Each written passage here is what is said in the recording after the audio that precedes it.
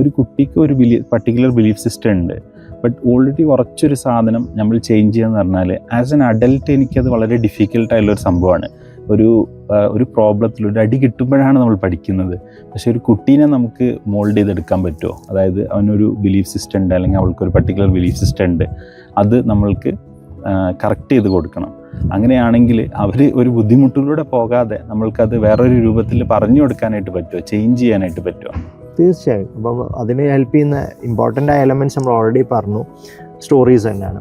അപ്പോൾ നേരത്തെ നമ്മൾ സ്റ്റാർട്ട് ചെയ്യുന്ന സ്റ്റോറീസ്, പിന്നെ അവർക്ക് കൊടുക്കുന്ന നമ്മുടെ മൊത്തത്തിലുള്ള അവർ 24/7 എടുക്കുമ്പോൾ അവർക്ക് ലൈഫിൽ കിട്ടിക്കൊണ്ടിരിക്കുന്ന കുഞ്ഞു കുഞ്ഞു എക്സ്പീരിയൻസ്.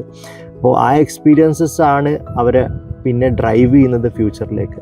ഇപ്പം അവർ ചെറിയ ചെറിയ ഫെയിലർ വരുമ്പോഴും നമ്മളതങ്ങനെ ആക്സെപ്റ്റ് ചെയ്യണം. പലപ്പോഴും നമ്മൾ സക്സസ്സിന് ഭയങ്കര അടിപൊളിയായിട്ട് പറയാറുണ്ട്. ഇപ്പം പല പേരൻസും എൻ്റെ അടുത്ത് വന്നിട്ട് പറയും, 1ാം ക്ലാസ്സിൽ അവൻ 100 മാർക്ക് കിട്ടി, ഭയങ്കര എക്സൽ ചെയ്തു. പക്ഷേ ആ കുട്ടിക്ക് ഒരു ഫെയിലർ ഉണ്ടായി, അതെങ്ങനെ ടാക്കിൾ ചെയ്യണം എന്നോ അല്ല അത് അത്ര തന്നെ ആക്സെപ്റ്റ് ചെയ്യുന്നതോ നമ്മളെ സൊസൈറ്റിയിൽ കാണുന്നത്. അത് സൊസൈറ്റീൻ്റെ ഇതുപോലുള്ള ഒരു ബിഹേവിയറിലെ ഒരു ബിലീഫ് സിസ്റ്റത്തിലൊരു പ്രോബ്ലം.